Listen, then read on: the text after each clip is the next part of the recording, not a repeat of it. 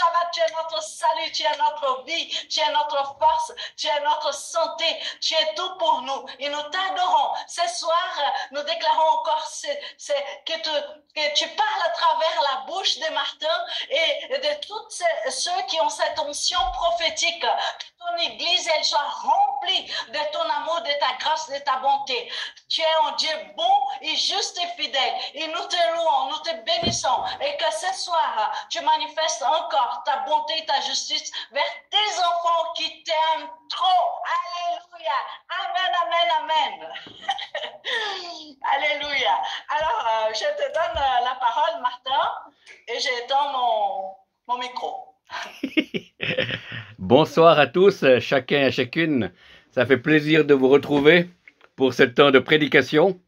Après, donc, je serai accompagné de mes coéquipiers pour un temps de ministère prophétique. Et c'est bon de pouvoir faire un travail d'équipe. Alors, je vous invite à venir de la parole de Dieu, la Bible, dans 2 Pierre 1. Dans 2 Pierre, versets 1 et 2. 2 Pierre 1, versets 1 et 2. Je lis de la version Martin, puisque c'est Martin qui parle. Siméon, Pierre, serviteur et apôtre de Jésus-Christ, à vous qui avez obtenu une foi, pareil prix avec nous, par la justice de notre Dieu et Sauveur Jésus-Christ. Que la grâce et la paix vous soient multipliées en la connaissance de Dieu et de notre Seigneur Jésus. Amen. Voilà. Alors, en préparant ce merveilleux moment, le Seigneur m'a dit, tu vas leur parler de quelque chose de particulier. Ah. Alors, maintenant, je vais vous donner le titre du message. C'est « Adhère au FBI céleste ». Non, non, c'est pas un gag, sérieux. Voilà, c'est la phrase que j'ai reçue du Seigneur, c'est « Adhère au FBI céleste ». Voilà. Pour ceux qui ne savent pas, le FBI existe sur Terre, hein, en Amérique. Hein, c'est Federal Bureau Investigation. C'est-à-dire que c'est la police intérieure, c'est des agents secrets en civil qui enquêtent à l'intérieur. Voilà. Et le Seigneur dit qu'il va parler de ça, mais en version spirituelle. Et ça me plaît. Alors, Dieu fait de nous des nouvelles créatures, il a des plans parfaits, il est le Dieu suprême, il n'a pas changé, il ne vieillit pas, il passe le temps, il passe avec les années, il reste le même, toujours aussi puissant, aussi frais. Et il nous demande, après l'avoir sauvé, une fois que nos noms sont inscrits dans le livre de vie, une fois qu'on est baptisé d'eau, baptisé du Saint-Esprit, et maintenant qu'on marche en nouveauté de vie, le Seigneur nous appelle à rentrer dans la compagnie du FBI. Voilà. Donc, n'ayez pas peur, il ne faut pas rentrer de la police. Hein. Ça, c'est pour ma femme qui travaille à la police, mais non. Mais moi, je vais vous faire entrer dans le FBI spirituel. Alors, avec la lettre F, j'ai trouvé le mot fidèle. Voilà. Déjà, pour faire partie de cette agence du FBI, avec la lettre F, c'est fidèle. Et je vous invite dans Colossiens 1, verset 7. Colossiens 1, verset 7.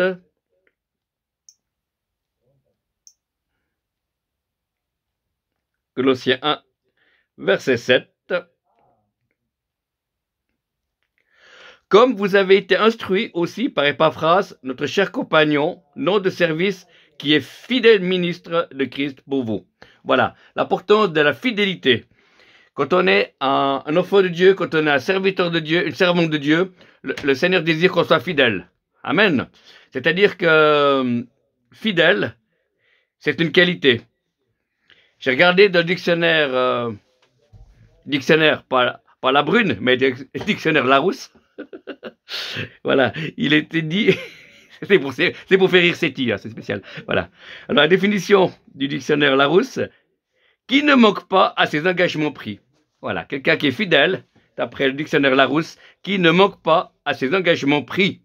Et c'est cela qu'on a besoin dans notre vie où notre société, où personne ose s'engager, on dit je te téléphonerai ou viens te chercher et on le fait pas. Mais dans l'église de Jésus-Christ, il faut vraiment devenir ou redevenir ou persévérer pour être ces personnes fidèles. Fidèles à Dieu, fidèles à nos engagements, fidèles à nos amis et fidèles dans le ministère.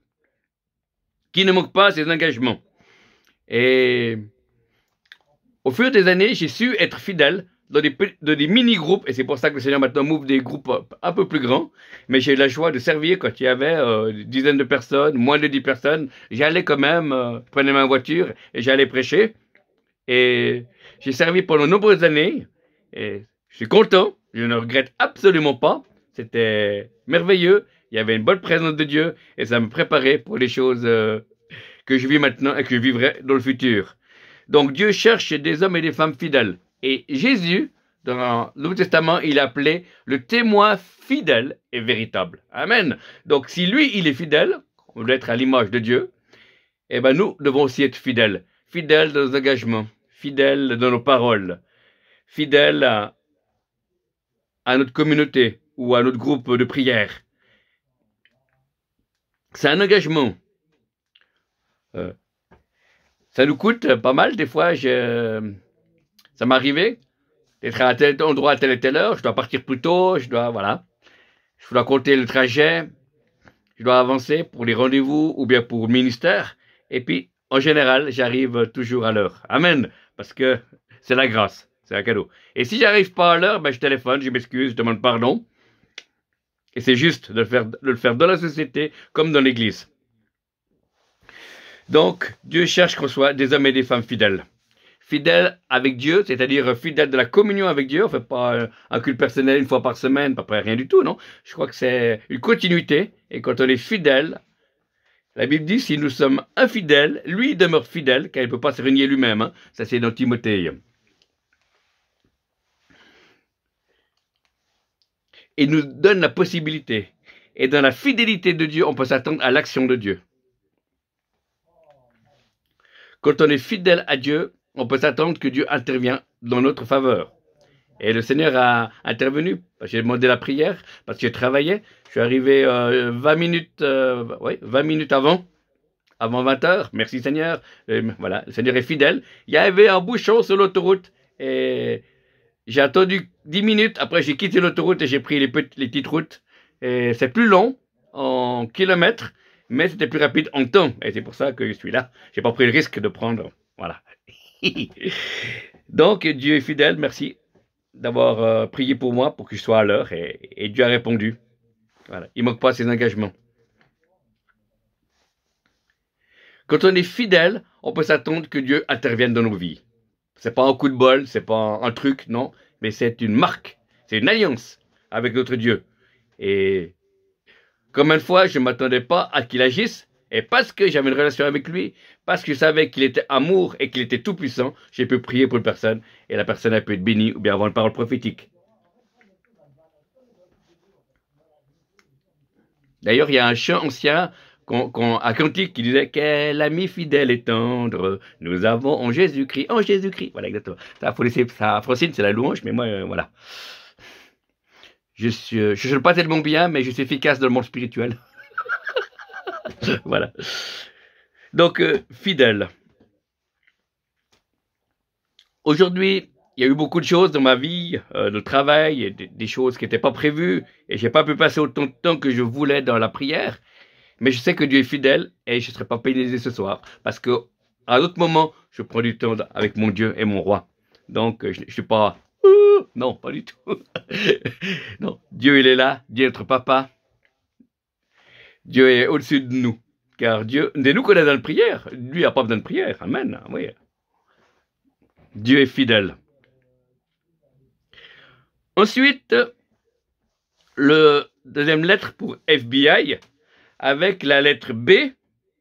Non, c'est pas banane, mais c'est bienveillant. Bienveillant. Proverbe, je vous invite à prendre le support biblique, la Bible, Proverbe 22, 9. Proverbe 22, 9. Je trouve. Proverbe 22, verset 9.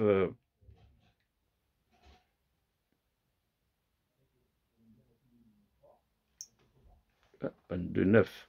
Ça? Alors, il faut que je trouve, excusez-moi, écrivez, voilà.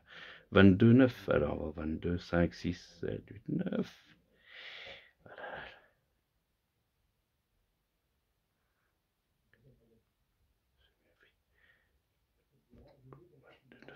L'œil bénin sera béni parce qu'il aura donné son pain aux pauvres. Alors voilà, c'est une action de bienveillance. Voilà. Donc la bienveillance, c'est pas seulement une qualité, c'est quelque chose qui se vit. Là, on voit qu'il a donné, partagé son pain avec celui qui a faim. Donc la bienveillance est une qualité. Dans le dictionnaire Larousse, ça veut dire serviable, généreux, cordial. Voilà, quelqu'un qui est bienveillant ou bienveillante, c'est quelqu'un qui est serviable, généreux et cordial.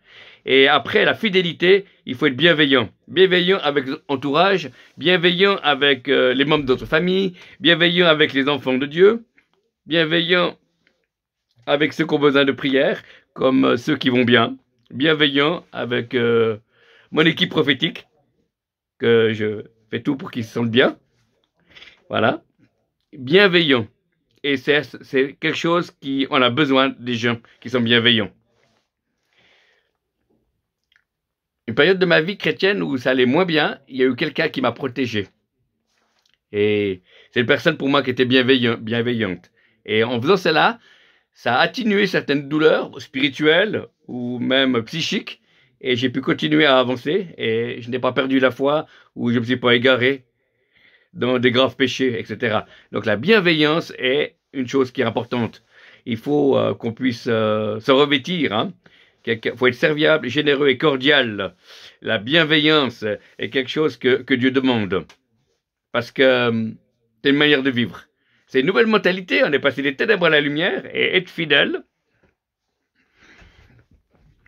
Être bienveillant, c'est quelque chose qui est important aux yeux de Dieu. C'est une qualité qui fait partie du royaume de Dieu. C'est une qualité qui nous est impartie.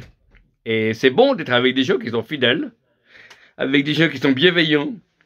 J'aime être avec ces catégories de personnes, même si les gens ne sont pas parfaits. Mais Dieu ne demande pas être parfait, il nous demande qu'on puisse être fidèle, qu'on puisse être bienveillant et qu'on puisse s'aimer les uns les autres. Et c'est vraiment merveilleux de pouvoir découvrir que c'est pour chacun d'entre nous.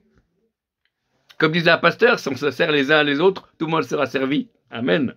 Pas asservi, mais tout le monde sera servi. La bienveillance, c'est quelque chose qui ouvre des portes et des faveurs. J'ai été bienveillant avec certains serviteurs de Dieu et ils me l'ont rendu. Dieu a permis et ils m'ont ouvert des portes où j'ai pu avoir accès à eux pour des discussions. Je n'ai peut-être pas exercé le ministère avec eux, mais j'ai pu avoir des discussions avec eux, partager des choses de Dieu, partager. Et ça m'a parlé. Dieu m'a parlé au travers d'eux, sur le caractère de Dieu, sur la vie du ministère, etc. La bienveillance ouvre des portes, la patience les ferme. Ah, c'est pas mal ça. La bienveillance ouvre les portes, la patience les ferme, les portes. Eh oui. Ah, merci Seigneur. Ah, c'est bien ça.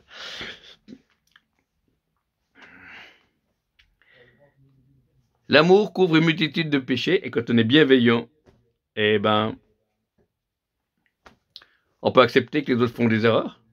Est-ce qu'on accepte que moi je fasse des erreurs aussi? Car je fais aussi des erreurs. Hein.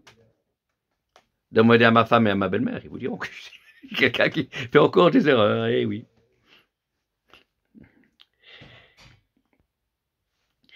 Mais la bienveillance, j'ai envie de partager avec les frères et sœurs. C'est pour ça que j'ai pris une équipe avec moi de personnes qui ont la même nature que moi. C'est la nature prophétique. Et je veux aussi eux qui puissent s'exprimer, aussi eux qui puissent aussi avoir des paroles, pas seulement moi, mais je vais aussi en donner, hein, n'ayez pas peur. Je suis aussi là pour ça, mais j'aimerais aussi que les autres aussi puissent partager.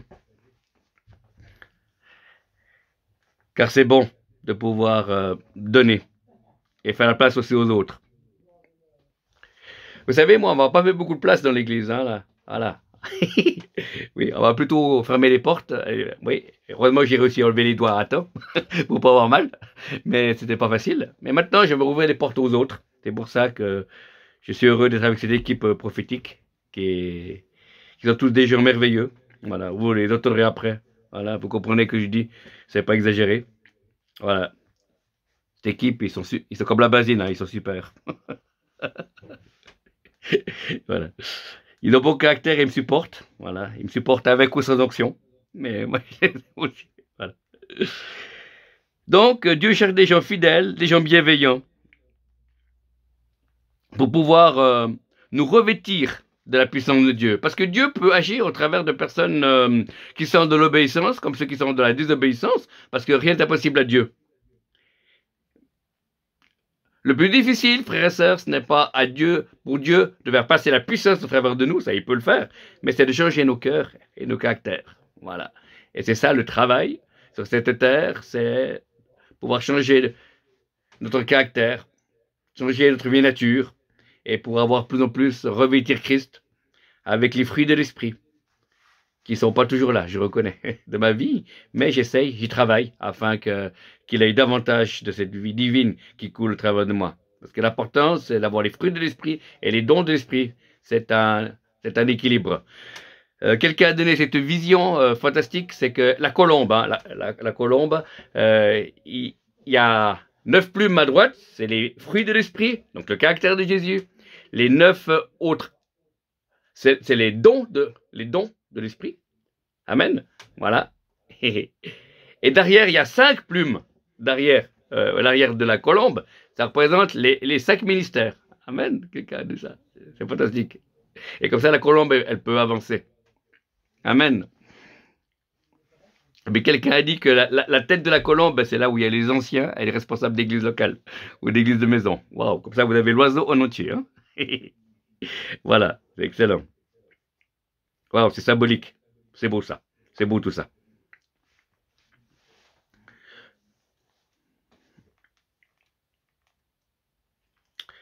Après, la fidélité, la bienveillance, le 3e lettre de FBI, I, non pas comme Internet, mais I comme intègre. Dieu cherche des hommes et des femmes intègres. Alors, avant de prendre le verset biblique, intègre veut dire, d'après le dictionnaire Larousse, veut dire honnête, incorruptible. Honnête, incorruptible. Quelqu'un qui est intègre, il est honnête et incorruptible. Voilà.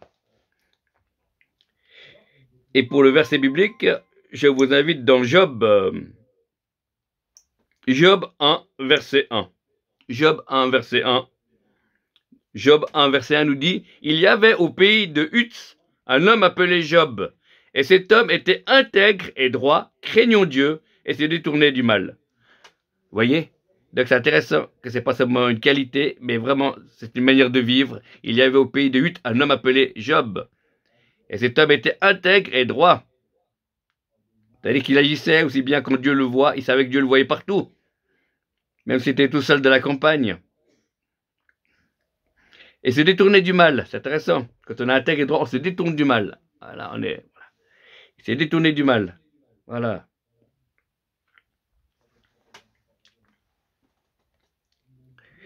Et c'est ça que Dieu nous appelle à être intègre. On a besoin d'hommes et de femmes intègres, honnêtes et incorruptibles.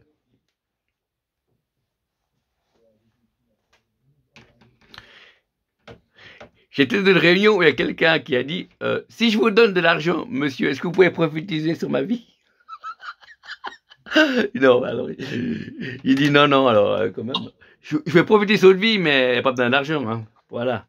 Non, on l'a su gratuitement, on donne gratuitement. Vous voyez, donc il était intègre. Il aurait pu. Il voulait m'acheter. Voilà, exactement. Et là, non. Il n'y a pas besoin parce que Dieu a tout. Jésus a tout payé, amen, afin qu'on puisse être libre. Et on est là pour donner gratuitement. Il faut être honnête, incorruptible, intègre. C'est des choses qui nous est demandées. Et si on vit ça, on peut se préserver du mal et on peut durer dans le ministère. Si on est fidèle, bienveillant et intègre, on peut s'attendre que Dieu nous garde, on peut s'attendre que même si on fait une erreur, nous confessons le péché, il est fidèle et juste nous pardonner et nous purifier de toute iniquité. Et quand on a un caractère qui est plus en plus à l'image de Christ, toujours plus à l'image de la nouvelle création que nous sommes, on peut dire, comme Jésus, à un moment donné, l'ennemi n'a plus d'emprise sur moi. Amen. Alléluia. Il n'y a rien qui est en moi. Ouais. Et puis on pourra dire toujours plus comme Jésus, le Père m'exauce toujours parce que je fais ce qui lui est agréable. Amen. Jésus pouvait dire à 100%, le Père m'exauce toujours parce que je fais ce qui est agréable. Et nous, on peut aussi le dire à certains moments, qu'on peut être agréable à Dieu. Amen. Et c'est une marche, c'est une maturité. C'est quelque chose qui se fait pas avec une simple apposition des mains. C'est quelque chose qui se fait au fil des années, au fil des mois. J'ai essayé de moins pécher et puis j'ai raté, vous voyez. Voilà, avec les années que j'ai, de conversion, j'ai fait plus de bêtises que vous, mais j'ai aussi été plus pardonné que vous, donc ça me rassure. Et puis je peux vous comprendre et je suis encore en train d'apprendre, mais je vis de la miséricorde de Dieu. Je vis dans l'amour de Dieu, dans le pardon de Dieu. Et on peut s'attendre à que Dieu intervienne dans nos vies. On peut s'attendre qu'il puisse avoir des paroles de vie, parce que lui-même, il est source de toute vie. Et s'il a pu me transformer, il peut aussi vous transformer. Amen. Nous sommes tous en chemin. On est tous en chantier. Donc, un chantier de vous connaître. Comme disait quelqu'un. Voilà. C'est pour ça. Jésus est le chemin, la vérité et la vie. Et on est tous à des carrefours différents. Amen. On est tous de la même pâte, la même nature humaine. Mais on a tous, certaines personnes sont dans la victoire, d'autres dans le doute, d'autres pour l'instant dans la défaite. Mais on va de gloire en gloire et le Seigneur nous transforme. Voilà. Et des fois, les erreurs qu'il y a, c'est qu'on veut prendre la vie de quelqu'un d'autre et on veut faire un copier-coller. Et non, et Dieu est tellement unique et merveilleux. Il a un plan pour chacune de nos vies, sans besoin que j'ai besoin de copier Marc et Rosie. Amen. Alléluia. Bien qu'ils soient des exemples pour moi, hein, dans d'autres domaines, il n'y a pas de problème. Mais il n'y a pas besoin de les envier, dans ce sens-là. Voilà, pas besoin de les envier. Ils ont leur vie voilà, avec Dieu, et moi j'ai ma vie avec Dieu. Alléluia. C'est fantastique de pouvoir collaborer ensemble. Aussi pour cette amitié qui dure depuis quelque temps. Et c'est super. Je me réjouis de pouvoir continuer à marcher à la suite du Maître. Et le Seigneur, il cherche. Le Seigneur, sur le cœur de Dieu, ce soir, qui est au milieu de nous, et qui dit, avant d'envoyer la puissance, je cherche des cœurs qui sont capables de pouvoir ressentir déjà l'amour pour moi, avant que je déverse la pluie de la première et de l'arrière-saison. Le Seigneur dit, je cherche des cœurs qui sont tout à moi, des cœurs sans compromis, des cœurs qui sont d'accord de tout donner, des cœurs qui sont prêts à des sacrifices pour moi, à monter sur l'autel. Je cherche des cœurs ce soir, pas des hommes et des femmes parfaites, mais des hommes et des femmes qui veulent m'obéir, des hommes et des femmes qui sont d'accord de passer du temps dans ma présence, qui sont d'accord de rire avec moi, qui sont d'accord de pleurer avec moi. Je cherche encore des vases. Le réveil qui vient, je cherche encore des vases, car il n'y a pas assez de vases préparés.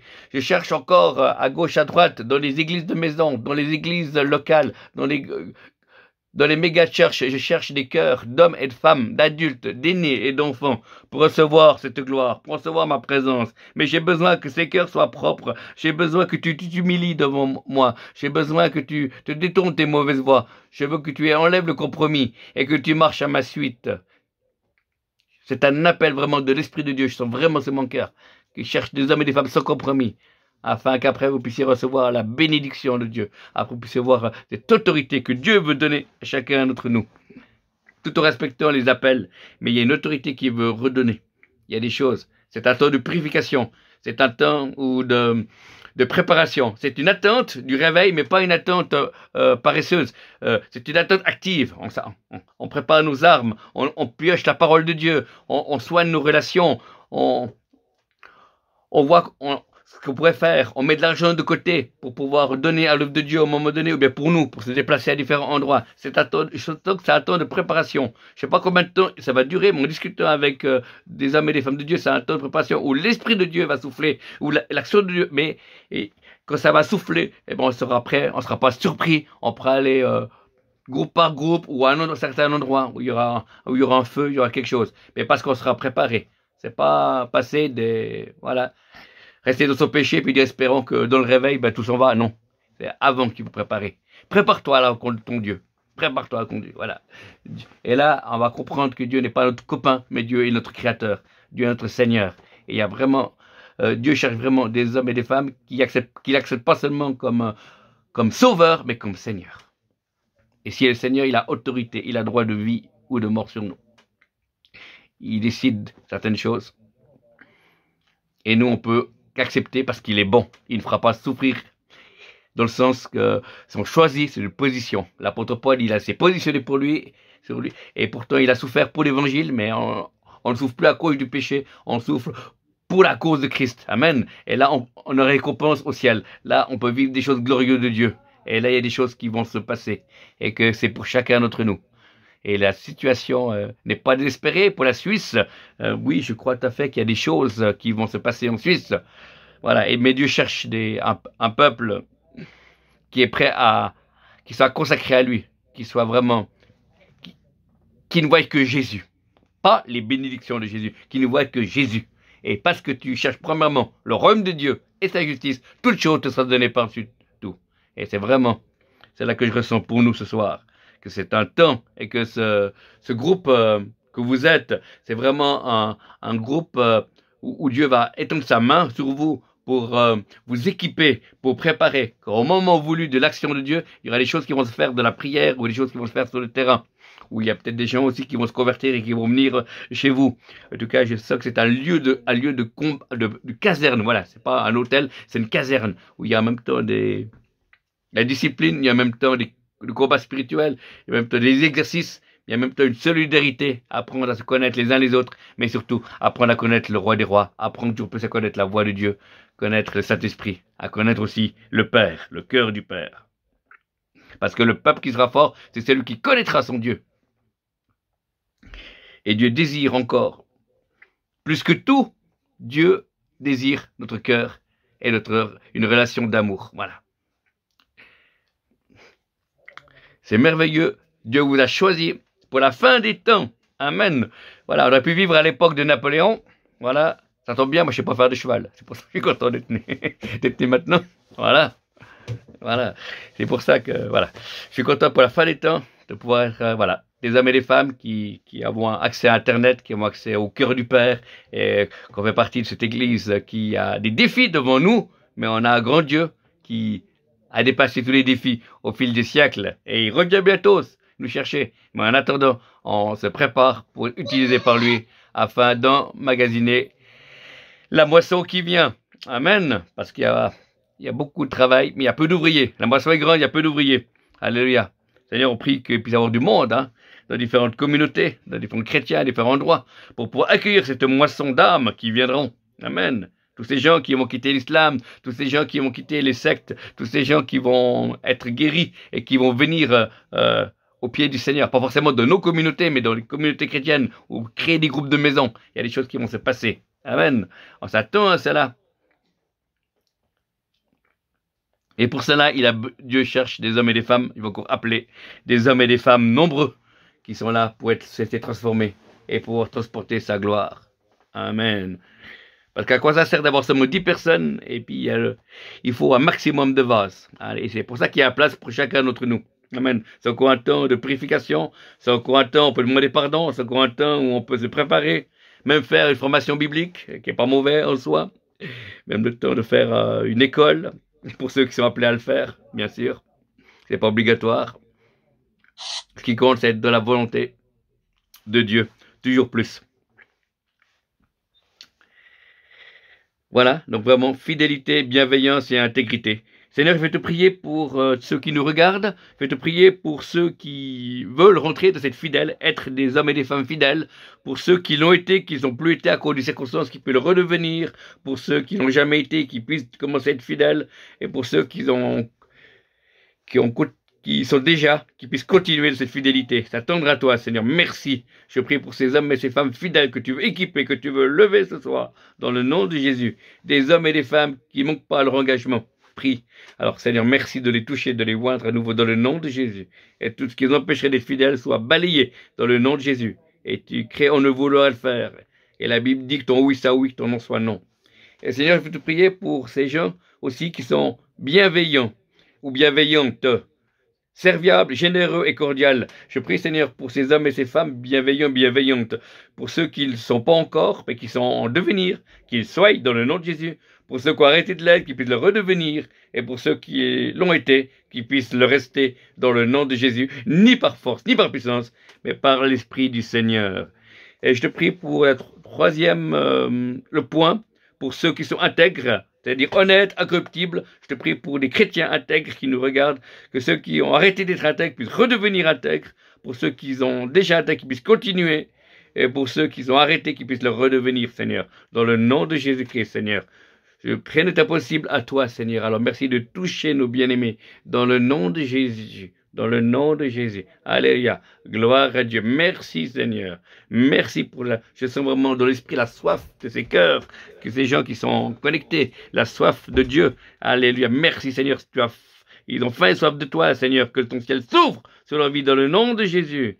Et qu'ils puissent vraiment entrer, parce que Dieu a des projets de paix, non de malheur, afin qu'ils puissent avoir un avenir et une espérance. Dans le nom de Jésus. Nous vous bénissons. Dans le nom de Jésus. Depuis la maison de l'Éternel, nous vous bénissons, esprit, âme esprit, âme et corps, dans le nom de Jésus. Et que ceux qui sont malades puissent être guéris, dans le nom de Jésus. Que ceux qui sont découragés puissent être encouragés. Que ceux qui doivent prendre des décisions puissent prendre des bonnes décisions. Et que ceux qui doivent se repentir puissent se repentir.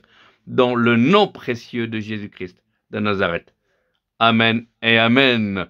Voilà, gloire à Dieu. Merci Seigneur pour la fin de la prédication. Merci beaucoup.